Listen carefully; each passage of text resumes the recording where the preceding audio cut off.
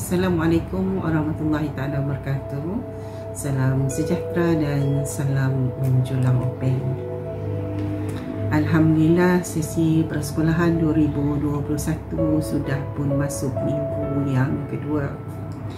Dan bagi pihak semua pentadbir serta warga guru SMK Tun Abang Haji Openg, saya mengalu-alukan kemasukan murid-murid tingkatan 1 ke SMK Tun Abang Haji Openg. Seperti mana semua sedia maklum, sesi persekolahan bagi 2021 tahun ini kita menggunakan kaedah pengajaran dan pembelajaran di rumah, iaitu PDPR. Jadi semua pelajar akan mengikuti kelas masing-masing sama ada secara online ataupun offline dan juga menggunakan kaedah offsite. Jadi saya harap semua pelajar sudah pun mengambil bekalan buku teks masing-masing seperti yang telah dijadualkan. Murid-murid tingkatan 1 yang dikasihi sekalian, tidak banyak perbezaan sebenarnya di antara sekolah rendah dengan sekolah menengah. Sama ada dari segi disiplinnya, dari segi peraturan dan sebagainya. Cuma yang bertambah ialah mata pelajaran yang dipelajari masa persekolahan, iaitu jika kita mengadakan sesi persekolahan secara bersemuka, dan juga disiplin diri, iaitu anak-anak perlu lebih fokus, lebih pandai menguruskan diri, menjalinkan hubungan baik dengan rakan-rakan dan juga mempunyai hubungan yang baik dan menghormati guru-guru. Sesi persekolahan kita kali ini sangat mencabar. Sebab itu pihak sekolah menyediakan sebagai pengenalan kepada mata pelajaran di sekolah menengah. Kita menyediakan video yang akan kita tayangkan mengikut sesi PDPR nanti, yang telah disediakan oleh semua guru mata pelajaran bagi mata pelajaran yang akan anda pelajari di tingkatan 1. Saya harap semuanya akan meneliti ataupun menonton video ini dan memahami apakah isi kandungan, bagaimanakah cara guru akan mengajar dan apa tugasan-tugasan yang perlu diselesaikan. Anak-anak sekalian, walaupun kita melalui sesi PDPR, saya mengharapkan anak-anak akan memanfaatkan sesi ini dengan sebaik mungkin. Bukan bermakna bila kita tidak berdepan dengan guru, kita tidak boleh mengikuti pengajaran ataupun pelajaran dengan sebaiknya. Sangat bergantung kepada diri kita sebenarnya.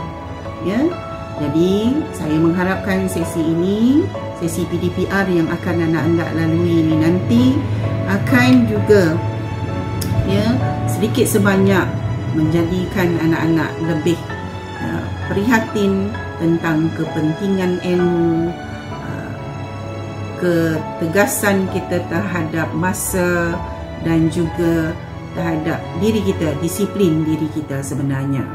Jadi sebagai akhirnya, saya mengharapkan semua anak-anak tingkatan 1 sesi 2021 ini sama-sama berusaha dengan lebih tekun untuk menjadi insan yang berjaya dan berkualiti pada masa akan datang. Selamat melangkah ke SMK Tun Abang Haji Openg dan berusahalah sebaik mungkin menjadi insan yang berjaya. Assalamualaikum warahmatullahi taala wabarakatuh.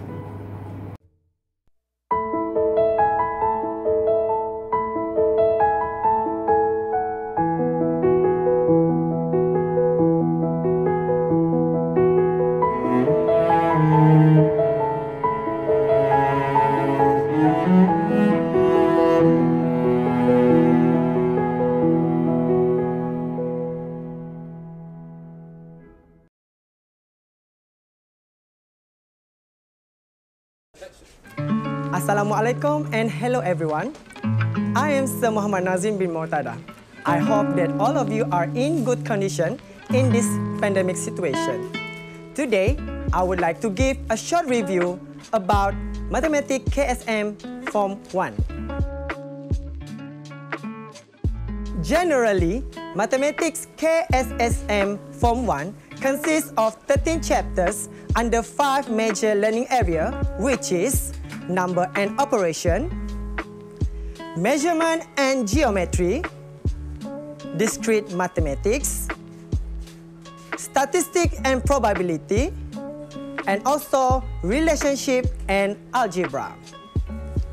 Next, we are going to focus on assessment for Mathematics Form 1. Luckily, Mathematics Form 1 only has one paper, which is it follows PT3 instrument format. It consists 3 sections. Section A is multiple choice question. It has 20 questions for 20 marks. Section B is various form objective, where it has 5 questions for 20 marks. And Section C is subjective question. It has 6 questions for 60 marks. So the overall marks is 100. So that's all for today. I hope this little information will ignite some passion in you to study mathematics. Last but not least, stay safe, stay at home, and goodbye. Assalamualaikum dan selamat sejahtera. Saya Cikgu Haironi Abdullah, Guru Mata Pelajaran Bahasa Melayu Tingkatan 1. Hari ini saya akan berbicara tentang format Bahasa Melayu instrumen PT3 mulai tahun 2019. Kertasnya terbagi kepada 2, iaitu kertas ujian bertulis dan ujian lisan. Kertas ujian bertulis, kertas 1 terdiri daripada objektif aneka pilihan, yang kedua objektif pelbagai bentuk, dan yang ketiga subjektif respon terbuka. Jadi bentuk tugasannya adalah bentuk individu. Okey. Untuk kertas 1 ni, bahagian A-nya ada 20 soalan objektif. Kemudian sistem bahasa. Yang ketiga ialah pemahaman teks. Bahagian B-nya pula, soalan 1 ialah soalan objektif pelbagai bentuk.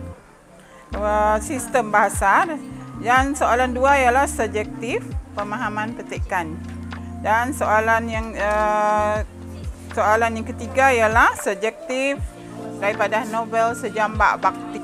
Baik, untuk kertas 2, ujian bertulis. Pertama, subjektif respon terhad, itu akan diberi gambar rajah dan dihendaki membuat ulasan daripada gambar rajah tersebut.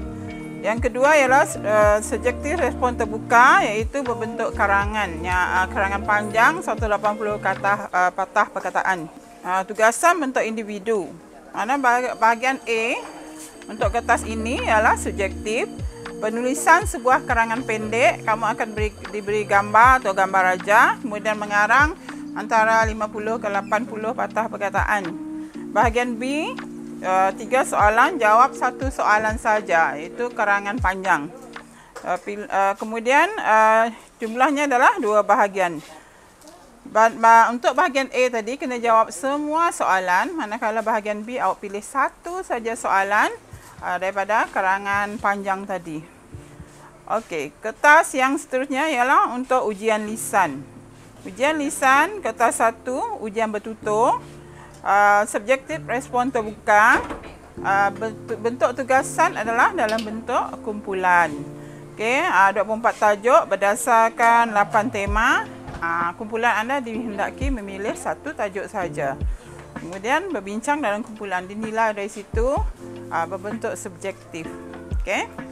Baik, kertas 2 untuk ujian lisan ialah ujian mendengar. Kamu akan diperdengarkan, petikan atau apa sajalah bentuk soalan. Kemudian dihendaki menjawab objektif aneka pilihan. Kemudian soalan objektif pelbagai bentuk, kemudian subjektif respon terbuka. Bentuk tugasan adalah individu. 20 soalan, objektif dan subjektif. Ini adalah contoh buku-buku teks yang akan digunakan Ini adalah buku teks tingkatan 1 untuk belajar kebanyakan ialah bahagian tata bahasa. Yang kedua ialah antologi, Ku Ingin Berterima Kasih. Dan yang ketiga ialah Sejambak Bakti, iaitu novel. Novel maksudnya satu cerita saja. Kalau antologi ni dia ada sajak, ada pantun, ada cerpen dan drama. Itu saja penerangan cikgu. Sekian, terima kasih. Assalamualaikum warahmatullahi wabarakatuh. Assalamualaikum, saya Puan Fatimah Arifin, guru tingkatan 1 Bahasa Malaysia, akan meneruskan penerangan iaitu tentang KSSM Bahasa Melayu, iaitu pengenalan tingkatan 1 format tingkatan PT3. Okey, apa khabar anda semua? Saya harap anda terus menjaga diri dan bersabar dengan keadaan pandemik sekarang. Seterusnya, saya akan meneruskan penerangan tentang jenis-jenis item yang akan diuji dalam kertas peperiksaan format PT3. Bahagian A merangkumi 25 markah, iaitu mengesan kesalahan tata bahasa dalam ayat-ayat yang diberikan. Seterusnya, format kedua ialah memilih jawapan yang paling sesuai untuk melengkapkan dalam soalan yang disediakan. Soalan bahagian ini melibatkan 20 markah. Bentuk soalan dalam kertas ini adalah pemahaman teks daripada komponen sastra, iaitu antologi Ku Ingin Berterima Kasih yang merangkumi 3 soalan.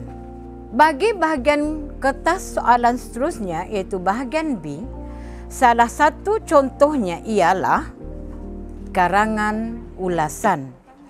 Anda mungkin akan diberi gambar rajah, jadual, kertas ataupun graf. Kemudian anda diminta mengulas isi bahan tersebut berdasarkan isi-isi penting.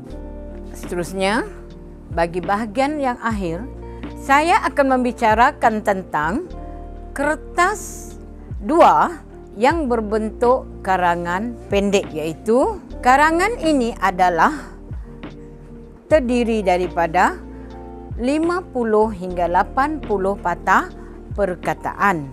Anda juga akan diberi gambar rajah dan dikehendaki mengulas semua isi yang terdapat dalam gambar rajah tersebut. Dan untuk bahagian ini, perenggan adalah dihadkan satu sahaja. Bahagian yang akhir sekali pula untuk kertas soalan adalah berbentuk karangan panjang. Anda akan diberi 3 pilihan soalan untuk dipilih satu sahaja. Dan jumlah perkataan anda hendaklah melebihi daripada 180 patah perkataan. Karangan ini mestilah ditulis sekurang-kurangnya 5 perengan yang merangkumi pengenalan, 3 isi-isi penting dan penutup. Sekian, terima kasih. Assalamualaikum.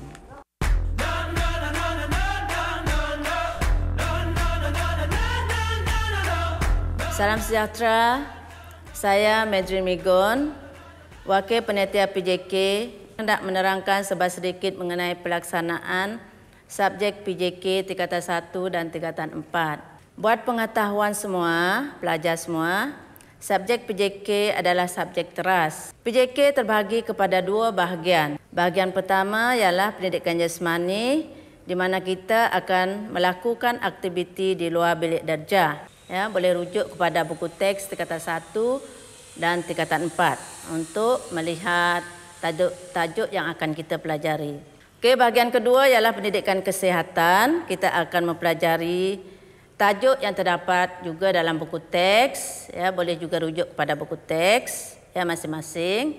Bahagian pentafsiran PJK pula terbahagi kepada dua bahagian juga, iaitu ujian segak dan PBD. Ujian segak akan dilaksanakan pada bulan Mac dan bulan Ogos. Ya, untuk bahagian PBD, ya, pentafsiran bilik darjah, ia akan dilaksanakan mengikut kriteria yang telah ditetapkan. Kemudian, tata cara semasa kelas pendidikan jasmani dijalankan. Murid wajib berpakaian PJK sekolah dan hendaklah memakai kasut, ya, semasa kelas PJK. Sekiranya hari hujan, ya, kelas PJK akan diajar di dalam kelas dan juga murid perlu berada dalam kelas juga sekiranya ada kekangan lain. Kemudian untuk bahagian pendidikan kesihatan, murid perlu membawa buku teks PJK setiap kali kelas PK dilaksanakan. Ini saja serba sedikit mengenai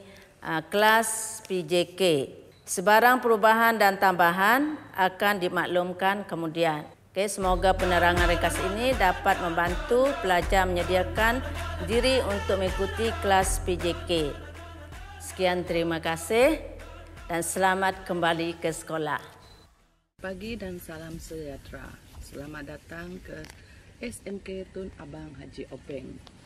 Saya Puan Miss Najuin, guru mata pelajaran sains, akan berkongsi dengan anda semua sedikit sebanyak berkaitan mata pelajaran sains. Bagi kelas 1A dan 1B, yaitu kelas DLP, PDPC adalah dijalankan dalam bahasa Inggris, dan bagi kelas 1C dan seterusnya, PDPC akan dilangsungkan dalam bahasa Malaysia. Terdapat dua buku yang akan kita gunakan, yaitu buku teks dan buku SPS. Yaitu ini buku SPS yang mana mengandungi semua latihan, nota ringkas dan juga laporan amali. Dan buku yang kedua adalah buku teks. Bagi kelas 1A dan 1B akan menggunakan buku teks dalam bahasa Inggris yang ini, dan untuk kelas yang seterusnya menggunakan buku teks dalam bahasa Malaysia, yaitu yang ini. Terdapat 5 tema dan 9 tajuk dalam sains tingkatan 1.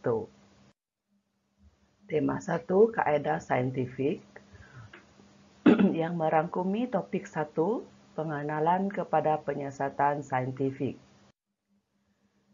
Tema 2, penyelenggaraan dan kesinambungan hidup, yang mempunyai 3 topik, yaitu sel sebagai benda hidup, koordinasi dan gerak balas, dan pembiakan. Tema 3, penerokaan unsur dalam alam, yang mempunyai 3 topik, yaitu topik 5, jirim, topik 6, jadual berkala, topik 7, udara. Tema 4, tenaga dan kelestarian hidup, mempunyai topik 8, yaitu cahaya dan optik. Tema 5, penerokaan bumi dan angkasa lepas, dan ada satu topik di sini, yaitu bumi. Selain dari belajar sains di kelas, pelajar juga akan melakukan amali di makmal. Makmal adalah bilik khas dan ada peraturan yang perlu pelajar patuhi kerana makmal ada menyimpan bahan-bahan kimia. Peraturan makmal perlu pelajar patuhi, dan beberapa peraturan makmal ialah: yang pertama, jangan masuk ke makmal tanpa arahan dari guru anda. Yang kedua, patuhi kriteria keselamatan yang telah disenaraikan di makmal. Yang ketiga, jika berlaku sebarang kecemasan, sila lapor pada guru dengan segera. Dan jaga kebersihan makmal sepanjang masa pelajar berada di dalam makmal. Seterusnya, pentaksiran mata pelajaran sains pula. Yang pertama, pembelajaran berasaskan projek. Pembelajaran berasaskan projek ini dilaksanakan 2 kali setahun, iaitu 1 diadakan pada penggal pertama dan 1 lagi pada penggal yang kedua. Selain daripada itu, pentaksiran juga diadakan pada hujung penggal setiap persekolahan, iaitu dalam bentuk peperiksaan bertulis yang mana merangkumi 3 bahagian. Bahagian A merupakan soalan-soalan objektif. Bahagian B pula berbentuk padanan, melabel raja, mengisi tempat kosong dan lain-lain lagi. Dan seterusnya, bahagian C pula adalah soalan yang berbentuk reka cipta, penerangan eksperimen dan lain-lain lagi. Sekian, terima kasih.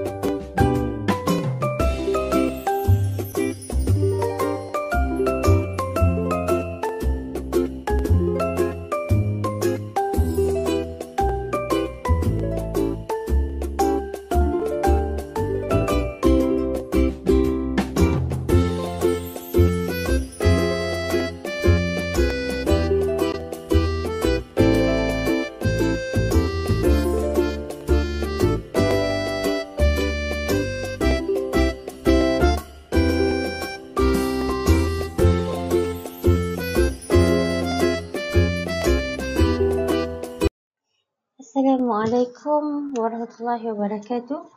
Saya akan menerangkan tentang mata pelajaran pendidikan Islam KSSM tingkatan 1. Tajuk-tajuk untuk tingkatan 1 merupakan kesinambungan daripada pembelajaran pendidikan Islam di sekolah rendah. Terdapat 6 bidang yang akan anda pelajari. Yang pertama, bidang tilawah Al-Quran. Ada 9 tajuk yang merangkumi ayat kefahaman, ayat hafazan dan juga tajwid. Untuk hadis pula, ada 3 tajuk. Untuk bahagian akidah, kita akan memfokuskan aspek ilahiyah. Bidang keempat ialah bidang fiqh berkenaan jenis hukum, bersuci dan solat. Kita juga akan kembali mengimbau sirah Rasulullah dan zaman jahiliyah, kemudian mengenali 4 orang sahabat Rasulullah dalam bidang sirah. Bidang yang terakhir berkaitan dengan akhlak Islamiah. Semua tajuk ini diajar dengan matlamat untuk membina dan membentuk hamba dan khalifah yang berilmu, beriman, bertakwa, beramal soleh, berakhlak mulia dan berketerampilan berdasarkan Al-Quran dan Sunnah serta menyumbang ke arah mempertingkatkan tamadun bangsa dan negara serta kesejahteraan alam demi mencapai kejayaan di dunia dan akhirat. Untuk format pentaksiran bertulis pula, soalannya berbentuk objektif aneka pilihan, objektif pelbagai bentuk, subjektif respon terhad dan subjektif respon terbuka serta subjektif berstruktur. Ia ada dalam 5 bahagian soalan untuk 100 markah dalam tempoh 2 jam. Akhir sekali, sebagai renungan bersama, satu hadis daripada Rasulullah yang berbunyi, An Anas ibn Malik radhiyallahu anhu qala Rasulullah sallallahu alaihi wasallam, man kharaja fi talabil ilmi kana fi sabilillah hatta yarji'. Artinya, dari Anas bin Malik berkata, Rasulullah sallallahu alaihi wasallam bersabda, orang yang keluar untuk mencari ilmu, maka ia berada di jalan Allah hingga ia kembali ke rumahnya. Hadis riwayat Tirmizi. Sekian.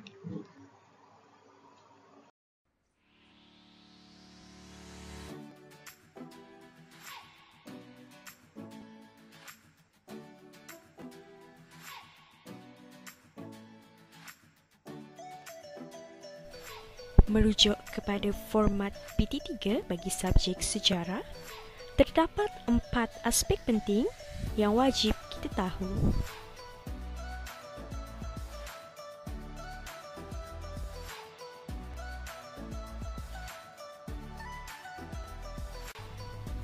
Bagi kertas sejarah PT3, terdapat 3 bahagian bagi mata pelajaran ini. Bahagian A, bahagian B dan bahagian C.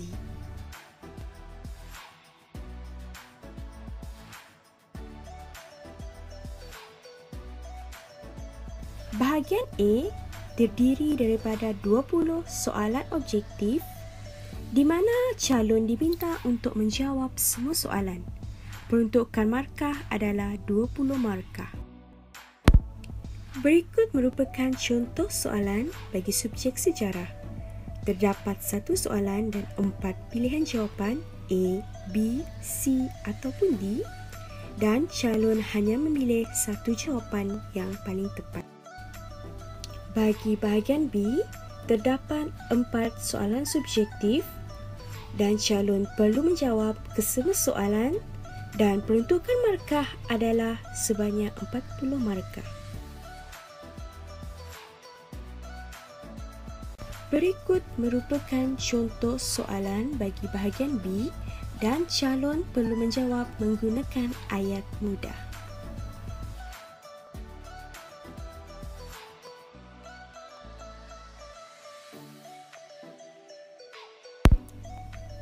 Bagi bahagian C, 4 soalan dikemukakan tetapi calon hanya perlu memilih 2 soalan untuk dijawab. Terdapat 40 markah yang diperuntukkan bagi bahagian ini. Berikut merupakan contoh soalan bagi bahagian C dan calon diminta untuk menjawab bahagian C menggunakan format esei ataupun karangan pendek.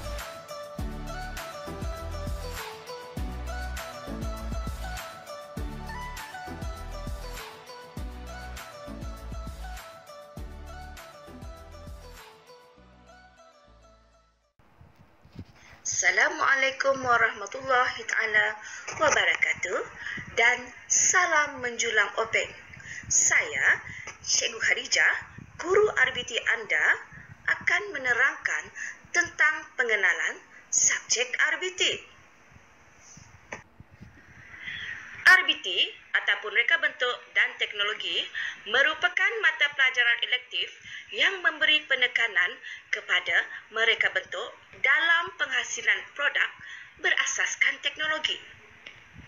Seterusnya, RBT bertujuan untuk melahirkan murid yang boleh berkarya dalam menghasilkan produk yang mudah dan bermakna. Seterusnya, cikgu akan menerangkan tentang objektif bagi subjek ini. Di akhir pembelajaran, para murid akan mempunyai kesedaran terhadap perkembangan reka bentuk pembangunan produk yang sesuai dengan kehidupan. Selain itu, murid dapat memperoleh kemahiran menggunakan peralatan bahan dan perisian komputer yang sesuai dalam menghasilkan sesuatu produk. Selanjutnya, murid dapat menghasilkan produk yang direka bentuk berasaskan konsep teknologi hijau. Akhir sekali, para murid berkebolehan membuat keputusan bagi menyelesaikan sesuatu masalah menggunakan teknologi yang bersesuaian. Seterusnya, cikgu akan bercakap tentang sukatan pelajaran tingkatan 1. Anda akan belajar pengenalan reka bentuk dan teknologi, pengurusan projek, proses reka bentuk, lakaran, dan aplikasi teknologi. Manakala sukatan pelajaran tingkatan 2, anda akan belajar penyelesaian masalah secara inventif.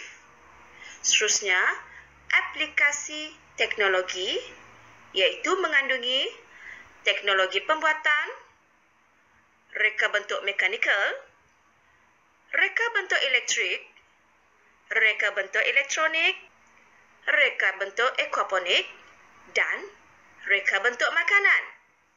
Baiklah, kita lihat sukatan pelajaran tingkatan 3. Bab pertama ialah aplikasi teknologi, yang mana anda akan belajar reka bentuk mekatronik. Bab kedua, anda akan belajar pembangunan produk, iaitu bagaimana untuk menghasilkan produk, apakah kaedahnya, apakah produk yang terbaik dan yang bersesuaian dengan aras murid-murid. Ya. Okey, bab ketiga, reka bentuk perniagaan, iaitu reka bentuk sebagai instrumen pemasaran. Ya. Baiklah, sekarang kita akan beralih kepada format pentaksiran tingkatan 3. Yang pertama, jenis instrumen, iaitu ujian bertulis, kerja kursus yang dilaksanakan di peringkat sekolah dan terbahagi kepada amali dan projek. Yang kedua, jenis item, antaranya objektif aneka pilihan, objektif pelbagai bentuk, subjektif respons terbuka, subjektif respon terhad, dan subjektif berstruktur. Yang ketiga, bilangan soalan. Terbahagi kepada 3, iaitu bahagian A, mengandungi 15 soalan aneka pilihan. Bahagian B, mempunyai 20 soalan pelbagai bentuk. Dan bahagian C, mempunyai 3 soalan subjektif. Seterusnya, cikgu akan terangkan pentaksiran berasaskan bilik darjah, iaitu kita sentiasa sebut PBD, ya, yang dikenali sebagai PBD.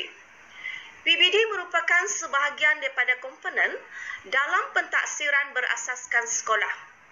Pelaksanaannya kita tahu bermula sejak 2011, iaitu dilaksanakan secara formatif dan sumatif dengan pelbagai pendekatan dan kaedah bagi mengenal pasti perkembangan pembelajaran murid secara keseluruhan. Sekian sahaja daripada cikgu. Take care and stay safe. Have a nice day. Okay, a very good morning to everyone. I will be talking about English Form 1 format. Okay. For Form 1,